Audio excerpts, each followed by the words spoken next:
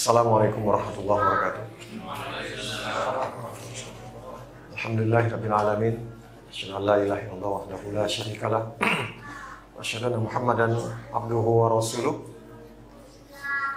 Allahumma shalli wa sallim wa barik ala nabiyyina Muhammadin wa ala alihi wa sahbihi ajma'in, amma ba'd. Jemaah sekalian, insyaallah dirahmati dan dimuliakan oleh Allah SWT. Kita bersyukur pada Allah SWT. Di malam ini kembali kita diberi nikmat oleh Allah SWT untuk kembali melanjutkan pembahasan kita, mengkaji kitab Fiqhul Asma'il Husna. Dan kita malam ini masuk di pembahasan bab ke-21 tentang nama Allah Al-Hayyu Al-Qayyum. Al-Hayyu Al-Qayyum. Wahuma ismani, kata penulis hafizahullah, wahuma ismani warada fil Qur'ani muqtaranain fi salasati mawadhi'.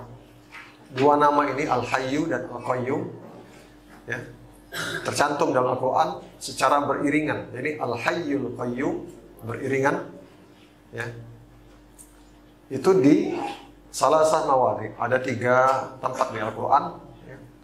Awaluha fi ayatil kursi. Yang pertama di ayat kursi, Allahu la ilaha illa huwal hayyul qayyum, beriringan. Wasani fi awali surati Ali Imran. Yang kedua di awal surat Ali Imran. Alif lam mim. Allahu la ilaha illa huwal hayyul qayyum.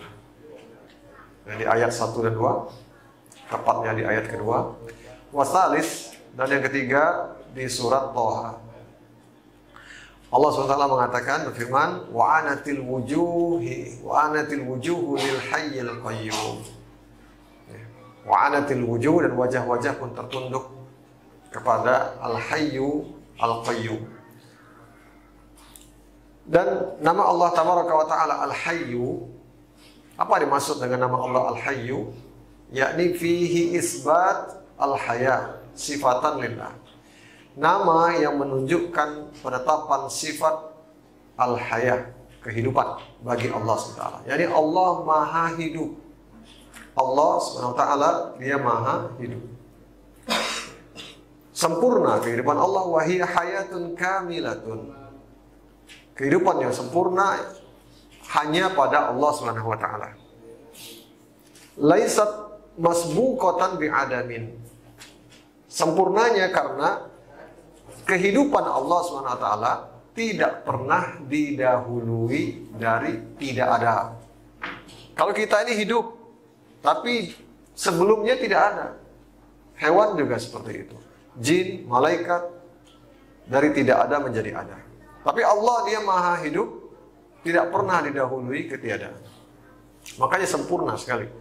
Wala yalhaquha zawalun wa fana. Begitu pula tidak akan terjadi pada Allah, sifat maha hidupnya Allah ini, adanya hilang kehidupannya atau binasa, mati Allah SWT. Tidak akan pernah terjadi. Kalau kita banyak sekali tertidur, itu juga kematian ya, kematian kecil. Apalagi apabila nyawa telah berpisah dari badan kita, jadi kematian, binasa. Wala ya'tariha naqsun wa aibun jalla rabbuna wa taqaddasa an zalik. Dan tidak akan dijumpai pada sifat maha hidupnya Allah ini kekurangan. Secacat apapun juga tidak akan pernah dijumpai dari sifat maha hidupnya Allah Subhanahu wa ta'ala. Kalau kita ini hidup, ada kelemahan. Ya. Ada kelemahan pada sifat hidup makhluk kita ini. Ya. Misalnya ya, hilang kesadaran, pingsan, ngantuk, lelah dan lain sebagainya. Sedangkan Allah tidak dijumpai kelemahan itu sedikit pun. Maka itu Allah dia mengurusi hambanya. Ya. Kita berdoa kepada Zat yang maha hidup, yang Allah tidak pernah lupa, tidak pernah ngantuk, tidak pernah pingsan. Dia selalu hidup dengan kehidupan yang sempurna. Dan maha suci Allah SWT dari hal-hal yang kekurangan atau aib tadi. Hayatun tastalzimu kamala sifatihi wa subhanahu min ilmihi wa sam'ihi wa basarihi wa qudratihi wa iradatihi wa rahmatihi wa fi'lihi ma yasha'u. Nah, kehidupan Allah ini memberikan konsekuensi sempurnanya sifat-sifat Allah yang lainnya, sifat zatiyah, sifat yang melekat pada zatnya Allah Subhanahu wa taala. Ya. Berupa apa? Ilmunya Allah. Karena Allah Maha hidup, maka konsekuensinya sempurna pula pengetahuan Allah Subhanahu wa taala. Kita ini hidup, kalau kita ngantuk, ada yang tidak kita tahu lagi. Ya, ada yang kita lupa, tidak sadar, tidak kita ketahui. Begitu pula pendengaran kita. Allah SWT sempurna pendengarannya. Konsekuensi dari Allah Maha hidup. Sifat zatiyah Allah Maha mendengar. Tidak akan berkurang. Kita ini sayup-sayup mendengar, ngantuk. Antara sadar, antara tidak. Kalau sudah capek, kadang tidak terdengar. Maka Allah Maha sempurna pula pendengarannya. Wa basarihi, penglihatannya, begitu pula penglihatannya. Kalau kita sedang ngantuk, blank, penglihatan kita ini kosong, ya, gagal fokus, ya, macam-macam. Begitu pula kudrahnya Allah SWT, kekuasaannya, irodahnya, kehendaknya, maha sempurna dia. Dan rahmat serta semua perbuatannya, apa yang dia kehendaki, maka ini adalah semuanya sempurna sebagai konsekuensi Allah Maha hidup. Ila ghairi zalika min sifatin kamali, ya. Dan sifat-sifat Allah yang lainnya yang menunjukkan sifat kesempurnaan itu sebagai konsekuensi dari Allah Maha hidup yang begitu sempurna. Maka wa man hadza sya'nuhu huwa allazi yastahiqu an yu'bada wa yurka'a lahu wa yusjada. Maka yang seperti ini kesempurnaannya, kalau ada yang seperti ini kesempurnaannya dan dia cuma Allah saja, maka dialah satu-satunya yang berhak untuk kita rukuk kepadanya, sujud kepadanya, kita ibadah kepadanya. Maka Tuhan-Tuhan yang disembah selain Allah, bagaimana mungkin menyembah makhluk mati, benda mati? Ya, butuh diangkat, butuh digotong, basah, kena hujan, perlu dipindahkan. Ya, jatuh, perlu diangkat, didudukkan lagi. Maka bagaimana mungkin kita minta kepada makhluk yang lemah? Bahkan orang-orang soleh sekalipun yang kita berdoa, yang sebagian orang berdoa meminta kepada orang-orang soleh yang sudah mati, untuk ke kuburnya saja orang soleh yang sudah meninggal ini harus ditandu, dibawa oleh orang. Inilah makhluk penuh dengan kelemahan. Hidupnya penuh kelemahan. Kematian terjadi pada dia. Sedangkan Allah. Maka mengapa orang mau menyekutukan Allah? Maka tidak pantas ibadah ini dialihkan kepada selain Allah. Jika kita mempunyai Tuhan yang memang dia maha hidup, maha sempurna kehidupannya, maha sempurna zatnya, maka mengapa kita butuh kepada selain Allah Subhanahu wa taala? Kebohongan besarlah. Maka kebodohan di atas kebodohan. Maka itu kesyirikan, itu kejahilan, kebodohan. Makanya jahiliyah zaman itu disebut membuat Tuhan dengan roti, memahat Tuhan dari kayu. Bagaimana bisa? Untuk adanya saja harus dibuat dulu. Allah maha sempurna. Kama qala Allah Ta'ala, maka sebagaimana ini firman Allah Ta'ala dalam surah Al-Furqan ayat 58, wa tawakkal 'alal hayyil ladzi la yamut. Maka bertawakallah, berserah dirilah kepada siapa? Kepada zat yang maha hidup, allazi la yamut, yang tidak pernah mati. Jadi kalau kita bergantung kepada Allah, bertawakal kepada Allah, memohon kepada Allah, kita tidak boleh putus harapan Bangga kita dengan beribadah kepada Allah. Makanya para sahabat berat apapun derita yang mereka alami, para nabi Allah begitu beratnya. Bayangkan Nabi Nuh seperti 950 tahun, 1000 tahun hampir usianya. Setiap hari dicaci maki oleh kaumnya. Kalau kita baperan, lah merajuk, lah ngamuk, lah berlari dari kota itu, pindah lah. Mau nak ngatoy aku galau di sini. Ini 950 tahun berdakwah. Ya, dimusuhi, dicaci maki, diolok-olok. Ya. Pak, 950 tahun itu lama, Pak. Setiap hari gitu. Kata wong, ya, kalau setiap hari kita ketemu situasi yang tidak enak, rusak psikis kita, dah. Wong bergaul dengan wong gilo setiap hari. Apalah akibatnya? Lama-lama belok gilo. Nah, ini 950 tahun bergaul dengan kaum yang terus menyakiti dia. Kenapa mereka sabar, para nabi Allah ini? Karena mereka bertawakal kepada Allah yang maha hidup. Sempurna kehidupannya. Tidak pernah mati. Sehingga mereka tidak pernah putus harapan. Percaya dengan Allah. Dan Allah menugaskan dia. Maka dia tunaikan sebaik-baiknya. Allah mengawasi dia. Ya, Allah menolong dia. Ya, tidak pernah takut, tidak pernah khawatir. Ya. Nah ini perlu kita pahami. Ya, seperti ini. Kerangka berpikir ini, Pak. Kerangka berpikir. Mindset kita orang sekarang ini. Ya. Makanya ketika berpegang teguh dengan sunnah, mengamalkan sunnah Nabi, maka jangan pula kita baperan. Nak marah, nak ngamuk. Udah gak terima dakwah, nak marah, nak ngamuk. Wah, dasar sesat tuh lah orang ini. Nggak ada kita mengucapkan harusnya kalimat-kalimat seperti itu. Kita harus penuh kesabaran. Karena kita bergantung kepada Allah. Kita menyampaikan ajaran dari Allah SWT. Kita lanjutkan. Amal hayyu allazi yamut. Adapun berhala-berhala, sesembahan yang dia itu hidup tapi kemudian mati. Awil mayyit allazi huwa laisa bihayy, atau dia itu mati tidak pernah hidup. Benda mati, pohon keramat, batu keramat, ya. Awil jamaat, atau benda-benda mati lainnya, allazi laisa bihi haya aslan, yang tidak punya kehidupan, ya, benda-benda mati, batu, kursi, kayu dan segala macamnya itu, maka fakullu haula la yastahiquna minal ibadah syai'an. Maka semua berhala-berhala tadi yang mati atau hidup sekarang nanti mati dari orang manusia atau dari benda-benda mati tadi, maka tidak ada hak sedikit pun untuk diibadahi. Nah, kalau kita sudah sampai di sini, harusnya paham kenapa dakwah tauhid itu menjadi pokok dakwah para nabi dan para rasul. Menyelamatkan orang ini dari buta mata, buta hati. Ya.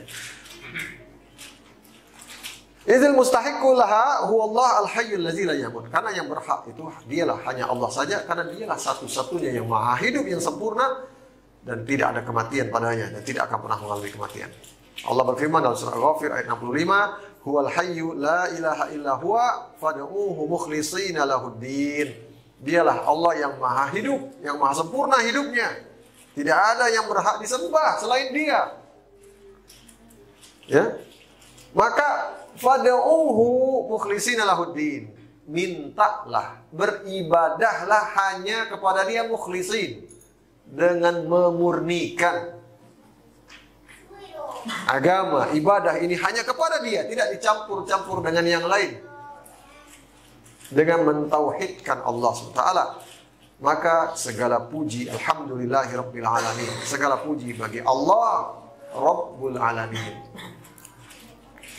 Wa qad kana min du'ai, dan Rasulullah SAW biasa berdoa, ya, dalam doa beliau membaca Allahumma laka aslamtu, ya Allah, hanya kepadamu aku memasrahkan diri, menyerahkan diri. Wa bika amantu, hanya kepadamu aku beriman.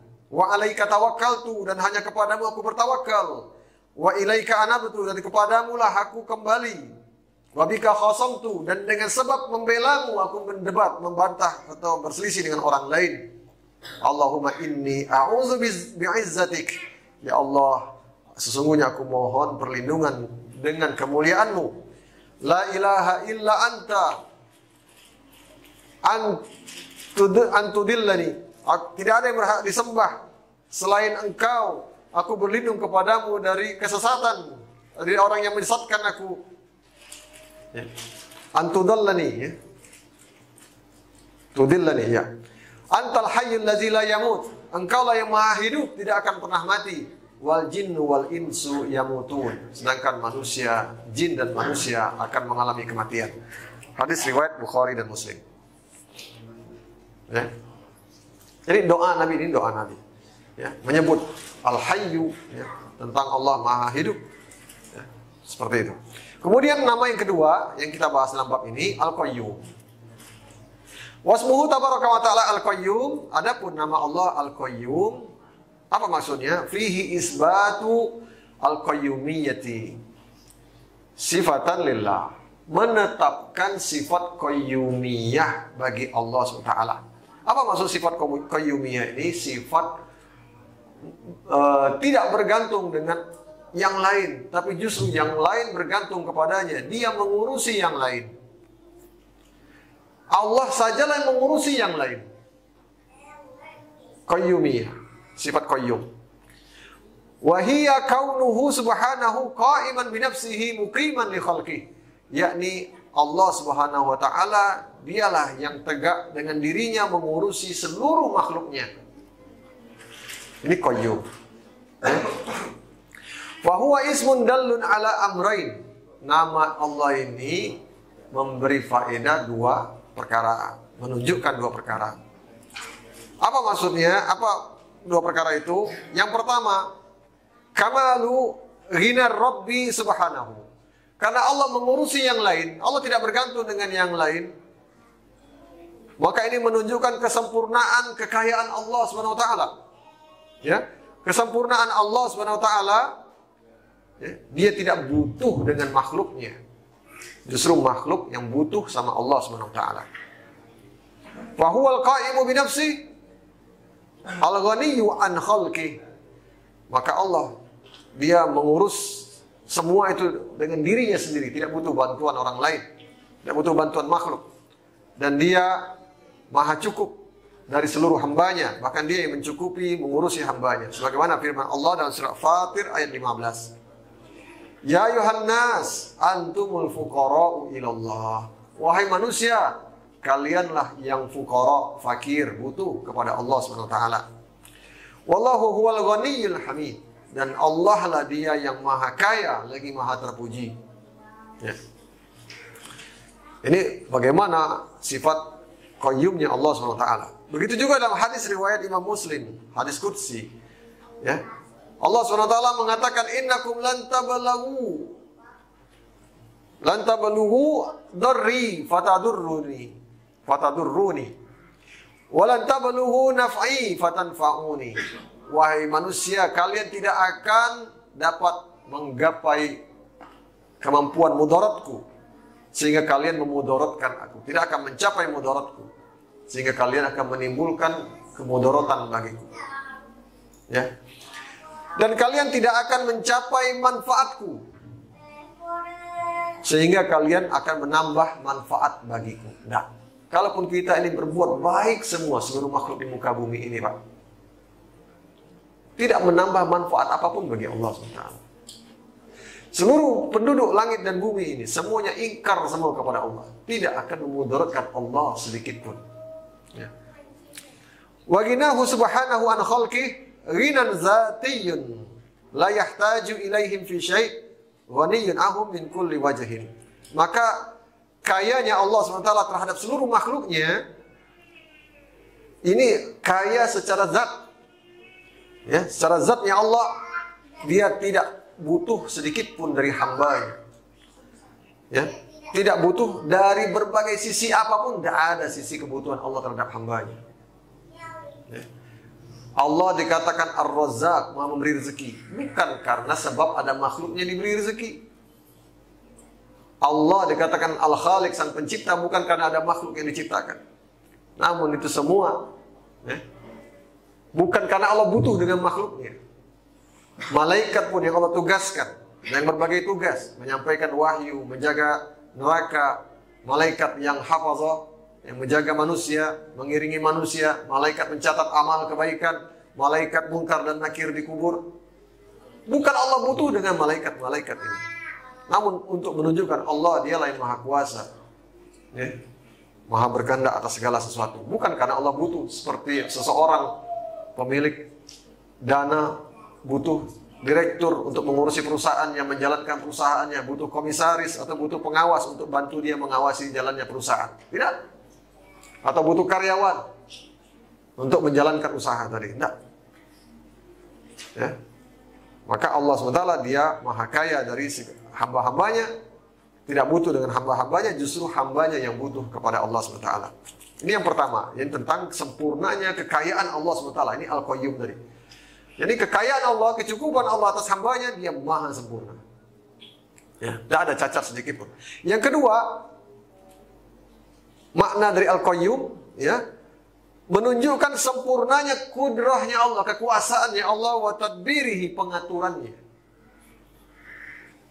Ya, Allah SWT maha berkuasa, maha mengatur alam raya ini atas seluruh makhluknya. Dia maha kuasa. Maka ini semua menunjukkan suatu hal yang sangat sempurna dan luar biasa. Fahuwal muqimu laha biqudratihi subhanahu. Maka Allah lah yang menjalankan kekuasaannya. Wa jami'al makhluqat faqiratun ilaihi. Dan seluruh makhluk ini butuh diatur, ditetapkan oleh Allah SWT. Ya. Kalau kita nengok lampu merah, oh ya, coba ada polisi tegak di sini, macet jalan ini, nak berebut maju kalau kita butuh ada orang mengatur. Makhluk butuh dengan Allah SWT. Bagaimana organ kita kalau Allah macetkan jantungnya, Allah macetkan limpahnya, Allah macetkan paru-parunya, kita butuh Allah SWT untuk menggerakkannya, menormalkannya. Seluruh makhluk ini butuh kepada Allah SWT. Ya, butuh kekuasaan Allah SWT untuk menjalankannya, mengaturnya. La ghina laha anhu tarfata ainin. Makhluk ini tidak ada merasa, tidak bisa makhluk ini satu kejap mata pun dia merasa tidak butuh dengan Allah. Sekejap mata pun tidak bisa. Ya. Sekejap saja Allah matikan jantung kita, kalau Allah menghendaki selesai kita. Ya. Maka fal arsyu wal kursiyyu was samawati wal ardu wal jibal wal ashjar wan nas wal hayawan. Maka arasy Allah, kursinya, langit dan bumi, gunung, pepohonan, manusia dan hewan-hewan semuanya, kulluha faqiratun ila Allah azza wa jalla. Seluruhnya dalam keadaan butuh kepada Allah Subhanahu wa taala. Ya. Sebagaimana Allah berfirman dalam surah Ar-Ra'd ayat 33. Jangan kita kira hanya kita yang butuh. Allah mengatakan, afaman huwa qa'im ala kulli nafsin bima kasabat wa ja'alu lillahi syuraka kul sammuhum. Maka apakah Allah yang tegak mengurusi seluruh jiwa ini, ya, qa'im ala kulli nafsin bima kasabat wa ja'alu lillahi syuraka kul sammuhum. Maka apakah dia lebih baik dibandingkan sekutu-sekutu tadi yang manusia sekutukan Allah dengannya? Maka kata Allah, kul sammuhum. Maka sebutkan siapa sekutu itu yang bisa setara dengan Allah SWT dalam qayyumiyah ini. Ada nggak yang bisa mengurusi semuanya? Dokter secanggih-canggihnya pun ternyata spesialis juga. Spesialis paru hanya bisa berbicara tentang paru. Spesialis jantung hanya bisa dia detail berbicara tentang jantung. Tapi Allah dia mengurusi semuanya. Montir juga, wah kalau soal ban saya, kalau soal mesin saya tidak bisa. Ya. Tapi Allah lah dia mengurusi semuanya. Dia yang maha segala-galanya. Maka kata Allah, kul sammuhum. Mana nama-namanya berhala-berhala yang kalian anggap sekutu bagi Allah, bisa menandingi Allah SWT. Begitu juga di surat Fatir ayat 41. Innallaha yumsiku samawati wal ard an tazula. Dialah Allah yang menahan langit dan bumi ini dari roboh atau hilang, lenyap. Kalau tidak Allah tahan langit ini, roboh langit ini. Kalau tidak Allah yang menahannya, langit yang tempat yang begitu luas terhampar ini, kalau Allah tidak menahannya, roboh dia. Bumi ini kalau tidak Allah yang menahannya, amblas dia. Ya. Wala in zalata in amsakahuma min ahadin min ba'dih. Kalau sekiranya dia roboh, amblas, hilang, lenyap langit bumi ini, ya, maka adakah selain Allah yang akan dapat menahannya? Siapa yang bisa menahannya? Gunung yang longsor, bukit yang longsor, ya, gempa bumi, tidak ada yang bisa menahannya. Orang hanya bisa memprediksi, menghitung, tapi menahannya, menghentikannya, orang bikin teknologi rumah tahan gempa. Tapi memprediksi gempa itu, menahan supaya tidak terjadi gempa, ada yang bisa? Tidak ada. Ada alat-alat yang diciptakan teknologi hanya untuk peringatan dini supaya tidak terjadi korban banyak. Tapi untuk menghentikannya ada yang bisa? Tidak ada yang bisa. Maka kata Allah, wala in zalata in amsakahuma min ahadin min ba'di. Maka adakah seorang yang bisa menahan keduanya, langit dan bumi ini? Jatuhnya meteor ke bumi ini, ada yang bisa menahannya? Tidak ada. Ya. Innahu kana haliman ghafura. Maka sungguhnya Allah dialah yang maha halim, maha lembut, dan dia maha pengampun. Allah maafkan. Kalau Allah mau binasakan kita, ini karena Allah maafkan, Allah ampuni. Ini habis kita kalau Allah azab seperti kaumnya Nabi Nuh. Kalau Allah azab seperti kaumnya Ad, kaum Samud, ya, habis kita. Tapi Allah innahu kana haliman ghafura. Kemudian di surat Ar-Rum ayat 25, wa min ayatihi an taqumas samaa'u wal ard bi amrih. Dan di antara tanda kekuasaan Allah itu, tanda-tanda kekuasaannya, yakni engkau lihat langit dan bumi itu tegak, kokoh. Dengan sebab apa? Bi amri, dengan sebab perintah dari Allah. Dengan sebab urusan Allah SWT. Bagaimana Allah mengurusinya. Wal ayatu fi hadzal ma'na katsirah. Ayat yang semisal ini, semakna dengan ini begitu banyak. Jadi kalau kita lewati ayat Al-Quran, maka itu kalau kita baca Al-Quran, tahu artinya, baca terjemahnya, supaya kita bisa merasakan dahsyatnya bagaimana Allah menjelaskan alam raya ini. Tidak ada kitab terdahulu sekalipun, atau kitab-kitab agama lain yang berbicara tentang Allah SWT, tentang penciptaannya sedetail dan sekuat ini narasinya, kecuali Al-Quran, kecuali Allah Azza wa Jalla, kecuali Islam. Maka banyak orang yang menerima Islam terkaget-kaget ketika mendapati bagaimana narasi dalam Al-Quran begitu kuat sekali, bercerita tentang mengenalkan Rabb-nya. Ya? Orang-orang yang menerima Islam itu dari orang-orang Barat sekalipun, mereka tidak melihat, banyak di antara mereka, kalau mereka melihat perilaku umat Islam, mungkin dia tidak masuk Islam. Karena dilihat apa dia, wong ini antara kelakuan dengan ini tidak sesuai. Tapi karena mereka menutup mata dari perilaku umat Islam, tapi dia mau baca Al-Quran, maka dia dapati dahsyatnya ajaran Islam. Dia dapati dahsyatnya Al-Quran, bagaimana Allah SWT menjelaskan, sehingga hatinya mau tidak mau menerima kebenaran ini. Ya. Nah ini yang penting bagi kita untuk tadabbur dari Al-Quran, ya. Karena Allah banyak sekali menarasikan, menjelaskan tentang dirinya, yang kadang-kadang kita lewat-lewat saja baca ayat seperti ini. Fahuwa subhanahu al-mutasarrifu fi jami'il makhluqat, al-mudabbiru likullil kainat. Dan Allah dialah saja yang mengurusi, mengatur seluruh makhluk ini. Ya. Tumbuh kembangnya, usianya, bagaimana anak kambing, telur ayam berubah menjadi kambing kecil, ayam kecil, terus besar. Ya. Bagaimana hewan-hewan yang lain, ikan juga punya siklus yang berbeda, katak, kodok juga punya siklus yang berbeda, ulat, lebah, dan lain sebagainya. Semuanya Allah semua yang mengatur. Semuanya Allah semua yang mengatur. Ya? Bagaimana orang tidak mau beriman kepada Allah SWT? Lalu wa mimma taqaddama yu'lam anna hazain al-ismain al-hayyu al-qayyum huma al-jami'at li ma'ani al-asma'il husna. Sebagaimana telah dijelaskan sebelumnya dalam bab-bab sebelumnya, bahwasanya kedua nama ini al-hayyu al-qayyum ini kan, kalau kita ingat pembahasan kita sebelumnya, adalah Ismullah al-A'zam, nama Allah yang paling agung dalam pendapatnya Imam Ibnul Qayyim.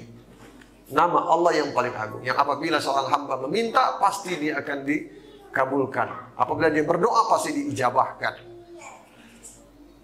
Kalau pemahaman kita memahami Al-Hayyu dan Al-Qayyum seperti yang diuraikan tadi, wajar sekali kalau kita berdoa kepada Allah menyebut Al-Hayyu Al-Qayyum, Allah kabulkan. Karena dengan pemahaman yang seperti ini, kita minta kepada Allah yang maha mendengar, sempurna pendengarannya. Allah maha hidup. Tidak ada yang menghalangi Allah. Kita berdoa kepada Zat Al-Qayyum. Al-Qayyumiyah sifatnya. Yang dia mengurusi hambanya. Miliaran, terhitung lagi triliunan barangkali. Karena tidak tahu kita jumlah makhluk ini. Jenisnya, spesiesnya, dan segala macamnya. Belum lagi jumlahnya. Ya, tidak bisa kita ketahui. Semuanya Allah mengurusinya. Maka ya, wajarlah kalau Nabi SAW mengatakan, ya, apabila Allah diminta dengan nama yang azam ini, pasti Allah ijabahkan. Dan dengan dua nama ini, ya, Midarul Asmaul Husna, ya, kembali semua nama-nama Allah Al-Husna itu kepada dua nama ini sebelum menuju Allah sebagai lafzul jalalah. Porosnya ada di dua ini. Wa ilaihima tarji'u ma'anihima jami'iha. Ya, kepada keduanya makna seluruh nama-nama Allah Al-Husna kembali kepada dua nama ini. Is jami'u sifatil bari subhanahu raji'atun ila hazainil ismail. Semuanya kembali kepada dua nama ini. Maka fal hayyu al jami' li sifati zat. Seluruh sifat zatnya Allah kembali ke al hayyu. Apa sifat zat? Masih ingat ya? Sifat zatnya Allah itu tadi, Allah maha hidup, otomatis Allah maha mendengar, Allah maha melihat. Ya. Terus apa lagi? Maha, iya, mengurusi makhluknya. Nah, ini semua sifat zat dengan sifat fi'liyah. Adapun qayyum dia al-jami'u li sifatil af'al. Kan dua sifat Allah yang paling besar, sifat zat dan sifat fi'il. Ya. Sifat zat berkaitan, tidak berkaitan dengan perbuatan. Sifat fi'il berkaitan dengan iradah. Ya. Maka iradah, keinginan Allah, perbuatan Allah kembali semuanya kepada Al-Qayyum. Bagaimana Allah mengurusi. Adapun zatnya Allah tentang al-ilmu. Ya. Allah maha mengetahui. Tidak mungkin Allah tidak mengetahui kalau Allah maha hidup. Ya. Jadi kalau ada sesembahan yang disembah, dia tidak tahu. Ya. Kok bisa ada orang menyembah orang-orang yang sudah mati? Yang orang sudah mati otomatis tidak tahu. Semasa hidupnya saja dia banyak tidak tahunya. Maka seharusnya yang disembah adalah zat yang maha hidup, yang maha berilmu, maha mengetahui, maha melihat, maha mendengar, dan seluruh sifat-sifat berkaitan dengan zatnya. Ya, berkaitan dengan nama-nama Allah. Ya. Dan begitu juga sifat fi'liyah kembalinya ke Al-Qayyum. Ya. Ya. Maka di sini sebutkan sifat zatiyah seperti kas-sam'i wal basar wal yad wal ilm wa nahwiha. Maka sifat zatiyah Allah seperti Allah mendengar, melihat, adanya tangan bagi Allah, atau kekuasaan bagi Allah, adanya ilmu bagi Allah. Begitu juga, ya, sifat-sifat yang lain dari sifat-sifat zatiyahnya Allah semuanya kembali kepada nama Allah Al-Hayyu. Adapun sifat Allah fi'liyah, perbuatan Allah berkaitan dengan apa yang Allah lakukan, iradahnya Allah seperti mencipta, memberi rezeki, memberi nikmat, menghidupkan, mematikan. Semuanya ini kembali kepada Al-Qayyum, mengurusi, mengatur, mengurusi makhluknya. Yang itu Allah sendiri lakukan. Ya. Jadi Allah Ar-Razzaq, ya, Al-Khaliq, ya, dan seterusnya. Allah menghidupkan berupa sifat-sifat perbuatan kembali ke porosnya kepada sifat nama Allah Al-Qayyum. Di anna min dalalatihi annahu al-muqimu li khalqi khalqan wa rizqan wa ihya'an wa imatatan wa tadbiran. Karena maksud dari Al-Qayyum ini menunjukkan sifat mengatur, mengurusi makhluknya. Ya. Baik itu dalam masalah penciptaan, pemberian rezeki, menghidupkan, mematikan, dan pengaturan. Maka seluruh nama-nama Allah Al-Husna berkaitan ini, ya, baik zat maupun perbuatannya Allah kembali ke dua nama ini. Ya. Oleh karena itulah para ahli ilmu berpendapat bahwasanya dua nama ini Al-Hayyu dan Al-Qayyum merupakan Ismullah Al-A'zam. Ya. Allazi iza du'iya bihi ajaba, apabila dia Allah diminta, Allah akan ijabahkan. Apabila kita berdoa kepada Allah dengan menggunakan nama itu, Allah akan memberikan, mengabulkan. Ya. Seperti dalam pendapatnya, penjelasan Imam Ibnu Qayyim rahimahullah, beliau mengatakan sifat al-haya, ya, ini menunjukkan mutadammina li jami'i sifatil kamal, mustalzimatun laha. Sifat al-haya, maha hidupnya Allah, dia mengandung seluruh sifat sempurna yang lainnya. Jadi tidak mungkin kehidupan Allah itu sempurna kalau Allah tidak mendengar. Tidak mungkin Allah itu sempurna maha hidupnya kalau Allah tidak tahu. Ada yang Allah tidak tahu. Ada orang bisa bersembunyi dari dia. Ada yang lolos dari pengetahuan Allah. Tidak mungkin al-hayahnya Allah, yang sempurnanya kehidupan Allah itu Allah tidak melihat. Ada yang tidak terlihat oleh Allah. Ya, maka ini otomatis kalau kita mengatakan Allah maha sempurna kehidupannya, harus kita akui yang lainnya pun sempurna berupa sifat-sifat zat. Begitu pula wasifatul qayyumiyah mutadamminatun li jami'i sifatil af'al. Maka begitu pula qayyumiyah. Sempurnanya Allah dalam Al-Qayyum, maka mengharuskan Allah juga sempurna dalam berbuat. Ya. Tidak mungkin Allah dikatakan Al-Qayyum ketika dia tidak mampu menciptakan, tidak mampu melakukan ini, atau terbatas melakukan ini dan itu. Walihadza kana ismullah al-azam allazi idza du'iya bihi ajaba wa idza su'ila bihi ata. Huwa ismul hayyul qayyum. Inilah kata Imam Ibnu Qayyim, oleh karena itulah dua nama ini merupakan nama Allah yang paling agung. Ya. Beliau juga rahimahullah berkata, nama Allah Azam adalah ada di dua ayat ini, yaitu ayat Kursi dan awal surat Ali Imran. Ya. Listimalihima ala sifatil hayya al-mutadammina li jami'i sifat wa sifatil qayyumiyah al-mutadammina li jami'il af'al. Ya. Jadi ini untuk menerangkan kutipan dari ucapan Ibnu Qayyim, ya, Al-Hayyu Al-Qayyum ini menunjukkan kesempurnaan sifat hidupnya Allah SWT dan kesempurnaan bagaimana sifat qayyumnya Allah SWT yang menghimpun sifat zatiyah dan seluruh sifat af'alnya Allah SWT. Waqad sabaqa fi ma madha iradun nusus al-warida fi dzikril ism a'zam. Ya, telah disebutkan juga dalam pembahasan sebelumnya bagaimana dalil-dalil, teks-teks dalil yang menyebutkan tentang nama Allah Al-Azam dan penjelasan para ulama tentang hal tersebut. Nah, di sini diulang lagi sedikit. Ya, contoh seperti dalam riwayat Rasulullah SAW berdoa dalam satu doa, Ya Hayyu Ya Qayyum bi rahmatika astaghits. Ini juga dijadikan doa, zikir pagi petang. Ya Hayyu Ya Qayyum bi rahmatika astaghits. Wahai zat yang maha hidup dan maha mengurusi makhluk, yang dia tidak butuh kepada makhluknya. Birahmatika, dengan rahmatmu astaghits, aku memohon pertolongan. Ya. Nah, ini dalam rangka menolak atau menghindarkan diri dari ada penyakit, munasabah badi'ah. Ya. Ini hal yang sangat cocok sekali doa ini kita lafalkan ketika kita mendapat terkena penyakit.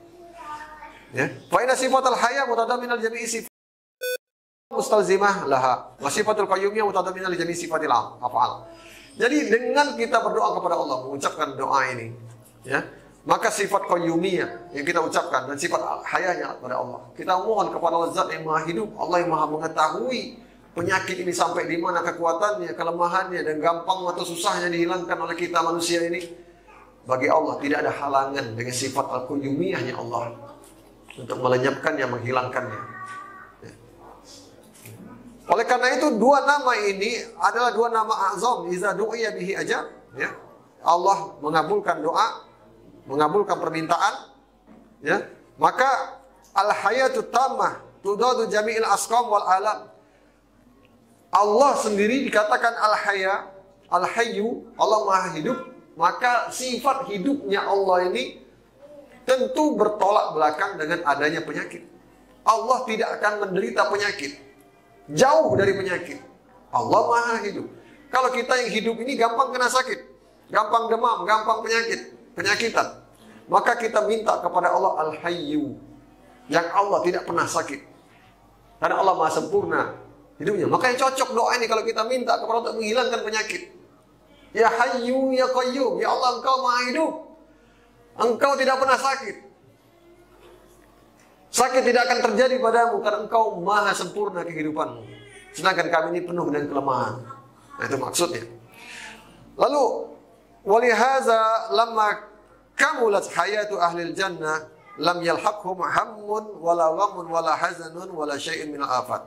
Oleh karena itu juga Allah contohkan penduduk sorga ketika mereka, ya, Allah sempurnakan kehidupan para penghuni sorga. Karena kita nanti kalau kita Allah takdirkan masuk surga, Allahumma amin, ya, Allah akan sempurnakan kehidupan kita. Di situ tidak akan ada lagi kesedihan, tidak akan ada lagi kegundahan, tidak akan ada lagi kekhawatiran. Wong hidup ada susah, ada cemas, ada takut. Di saat penduduk surga sudah menempati surganya, sudah masuk dalam surganya, tidak akan ada lagi. Bahkan tidak akan ada keringat sekalipun. Ya. Tidak akan ada haid. Inilah kesempurnaan hidup. Apalagi Allah Jalla wa'ala. Ya. Nah, itu maksudnya. Kemudian wa nuqsanul haya tadurru bil af'al. Adapun kalau kehidupan, sifat hidup kita ini berkurang, maka banyak juga perbuatan kita yang berkurang. Yang lagi sakit berkurang kesehatan kita, kehidupan kita berkurang, kesempurnaan hidup kita nih. Sakit, akhirnya apa? Kegiatan tidak bisa dilakukan, begawi tidak pacak, berkurang afal kita, perbuatan kita, aktivitas kita. Maka Allah dia al-haya, dia hayyu al-hayyu, sempurna hayahnya. Maka sifat berbuatnya juga tidak terbatas, dia berbuat kaifa yasha. Tidak ada batasannya, tidak ada terhalangnya Allah SWT. Kita minta kepada Allah yang maha sempurna hidupnya, yang maha sempurna qayyumnya. Maka bagaimana mungkin kita ragu dengan ijabah dari Allah SWT. Ini saja mungkin yang bisa kita bahas, ya. Mudah-mudahan bermanfaat apa yang kita kaji. Tidak semuanya bisa dibaca, nanti silakan diselesaikan sendiri karena tinggal sedikit lagi. Namun ini kurang lebih inilah dia maksud dari pembahasan dari penulis kitab berkaitan dengan nama Allah Al-Hayyu Al-Qayyum. Mudah-mudahan bermanfaat apa yang kita kaji. Segala kebenaran datang dari Allah SWT dan segala kekeliruan dan kesalahan itu datang dari saya, penuh dengan kelemahan dan datang dari syaitan.